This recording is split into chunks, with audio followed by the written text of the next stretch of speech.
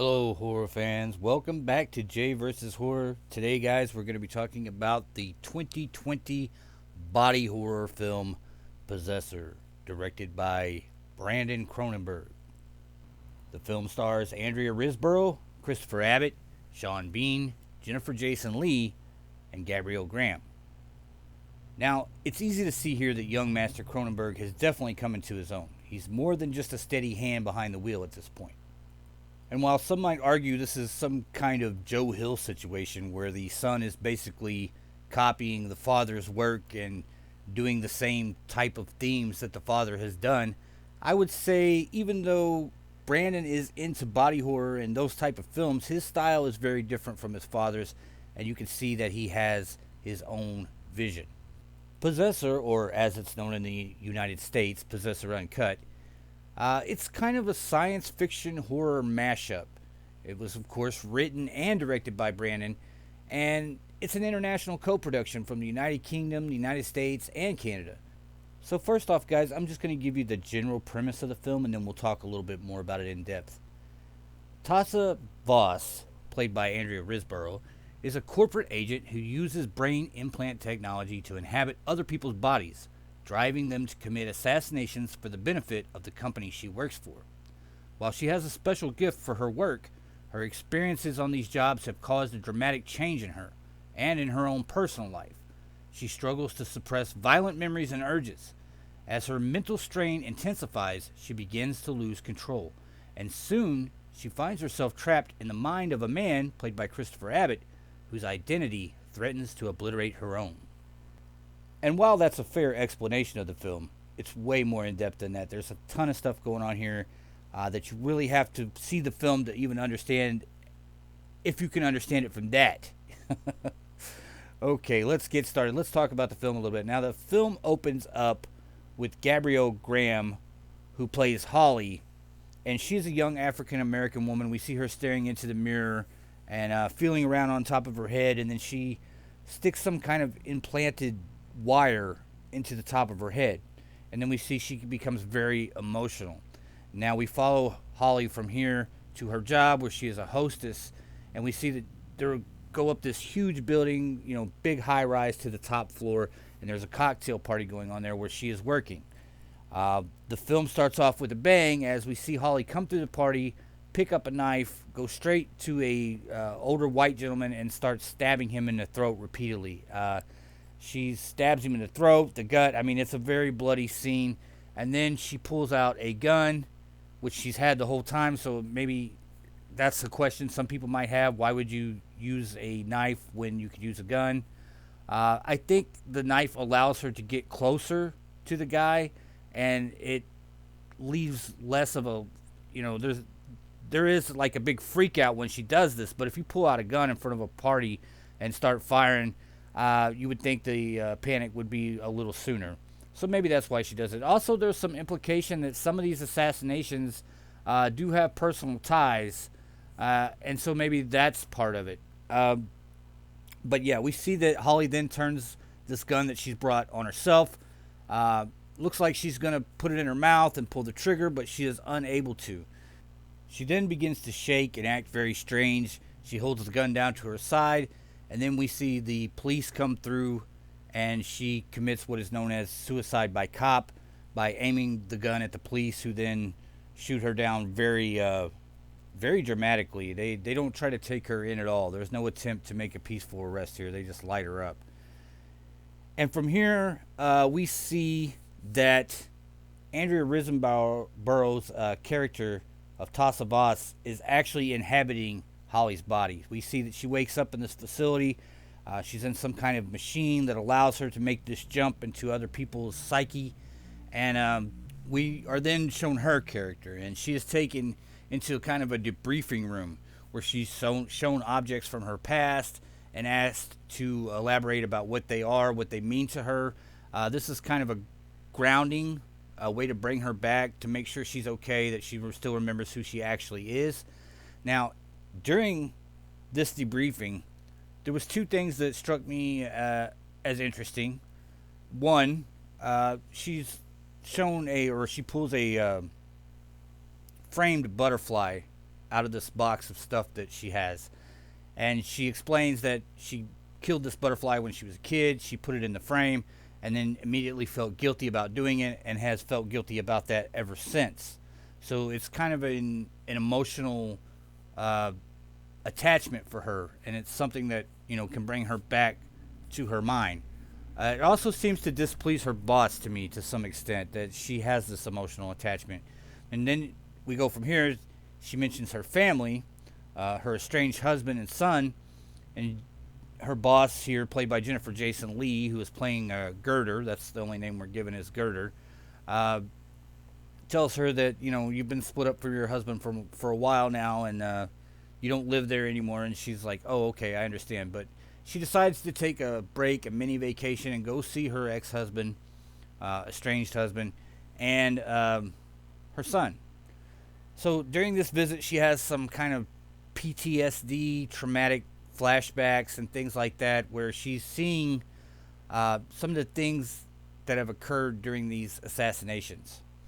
Now, from here, she has kind of a tender moment with the ex-husband, and then is immediately called back to work for a major contract where her company now wants her to basically kill two people and frame a third person. He's going to kill himself anyway.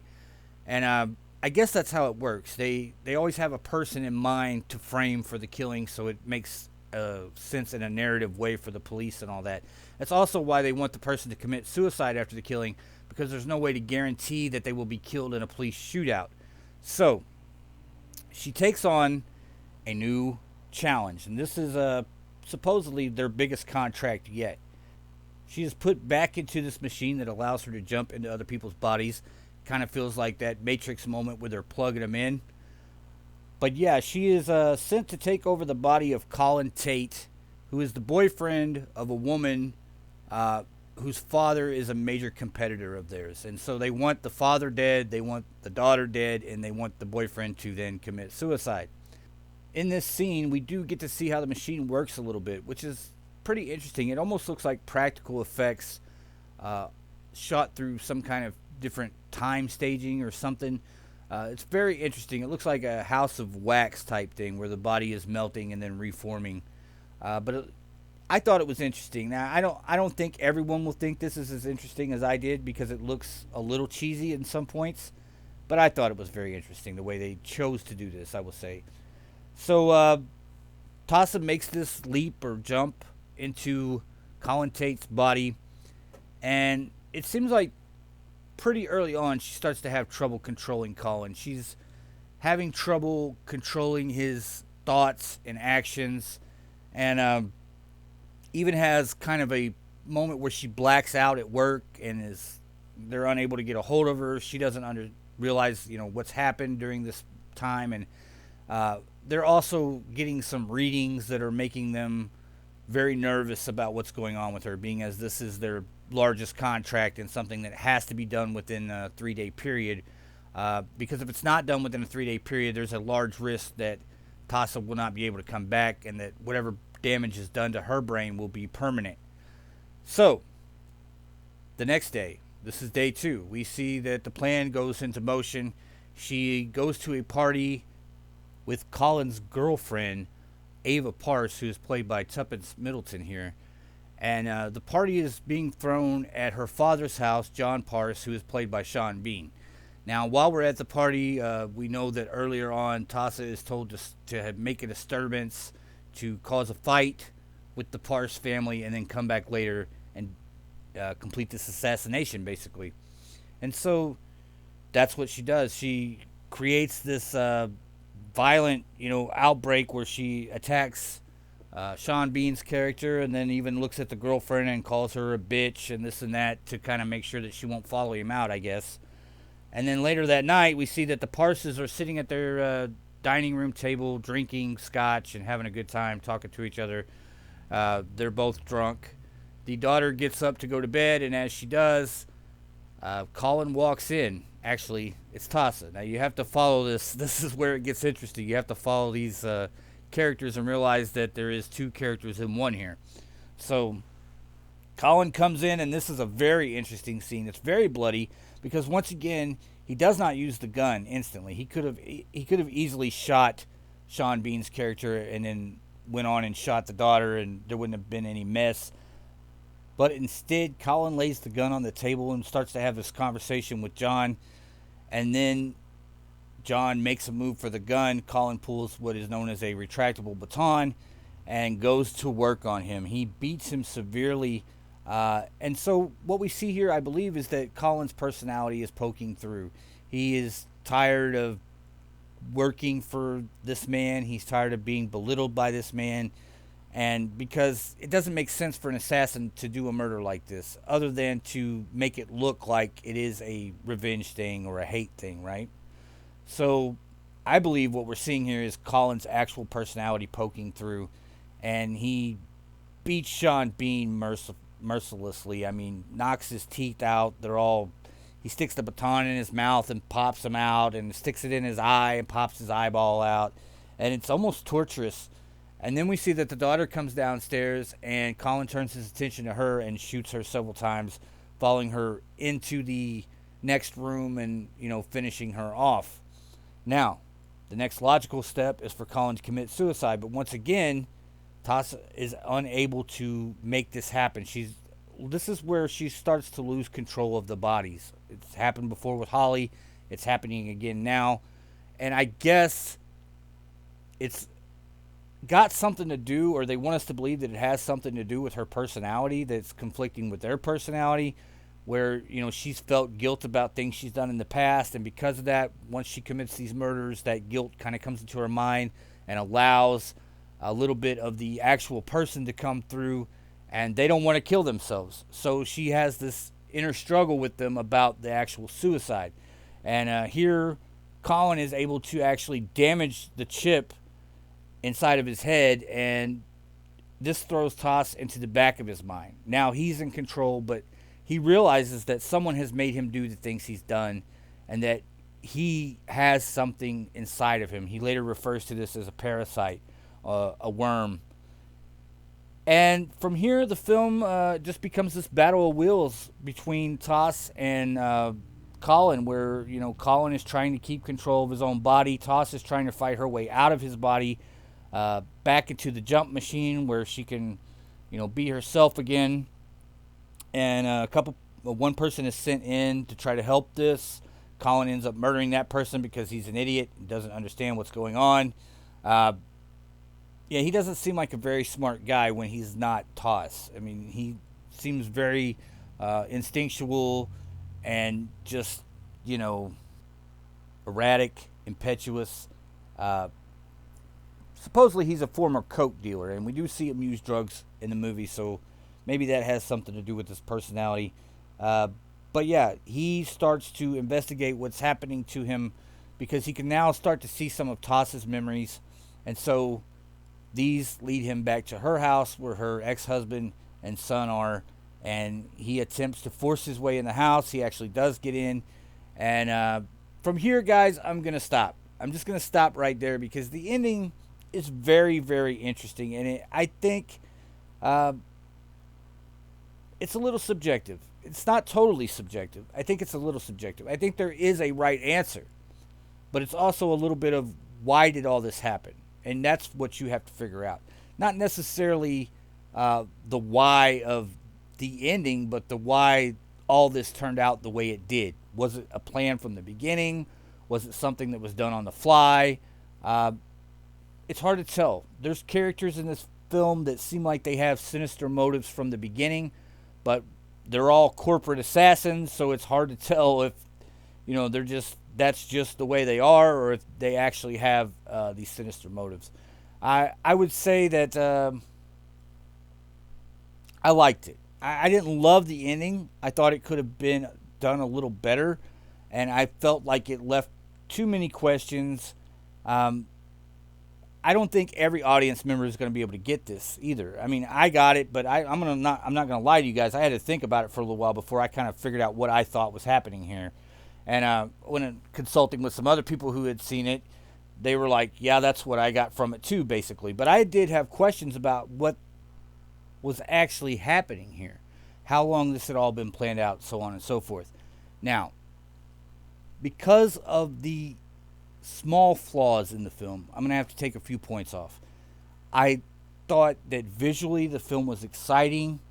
I thought it was creative, it's fresh, it's original to a certain extent. There are some themes that we've seen before, kind of Matrix and Inception type stuff, but it does have enough of its own story to make it its own thing. And I liked it a lot. I thought that the story was flawed, though. I mean, to me, there's bad logic written into the story to kind of make it work. I think you rewrite this script a little bit, you make it a little cleaner, and everybody would enjoy it instead of just. I don't think everyone's going to enjoy it as much as I did. There are points in the film where it actually kind of gets a little boring, even though there are these. There's intense sexual scenes where if you want to see somebody hang some wang, this is a good movie for you. Also, there's these intensely violent scenes, very violent, very bloody, good stuff if you like gore. But there are lulls in the film too, where all this battle of wills is taking place, and some of it seems almost dreamlike, and you don't know what kind of state of mind the person is in, or even exactly what person we're looking at, at that moment. So for me, guys, I would have to give this one 7.5 out of 10. And that's hard for me. It's a little disappointing because it's so good visually. I mean, it's outstanding. But when you get down to the story, there's just a lot of things that are inconsistent and they don't really make sense. And they just seem to be kind of meshed together to make it happen, make the end happen. Which it seems like maybe, the beginning was well planned, the middle was well planned, and the end was well planned. But they did not connect the dots correctly. For me. That's just for me. So yeah, guys, I'm giving this one 7.5 out of 10. I recommend it because I guarantee you a lot of you out there are going to like this film a lot more than I did. You're probably going to be up there around 8 or 9, especially if you're into body horror and sci-fi and stuff like that. You're going to love it. If you love David Cronenberg, Brandon Cronenberg's work, I think this is right down your alley. But I think there are some people who are going to watch this and just be like, what the fuck was that? A waste of my time. Because not everyone appreciates all the visual stuff, right? Some people just want story, and if the story doesn't make sense to them at the end, they don't want to play this guessing game of what if, or what was that, or how was that. Not everybody, I would say, wants to do that. For me, it doesn't matter if it's subjective. I just didn't think that the way the film ended left any characters relatable. They didn't make it where you could understand the motivations of the characters at this moment. I think if you look into it deeper, you will find some meanings for those motivations, but they're still kind of subjective. So, and it's very much like, would I do that? Would that be my personality? Would I be able to do what just happened here and just act like it was nothing and go on about my daily life? But there's also some indication of brain damage and brain trauma and stuff like that it leaves a lot up in the air. There's a lot of questions here, and it's a film that's prime for multiple watches, guys. So, yeah, that's my review, 7.5 out of 10. Maybe some of you guys will get more out of it than I did, and you can leave me some comments about it. That's all we have for today, guys, and we will talk to you the next time we have something worth talking about. Bye.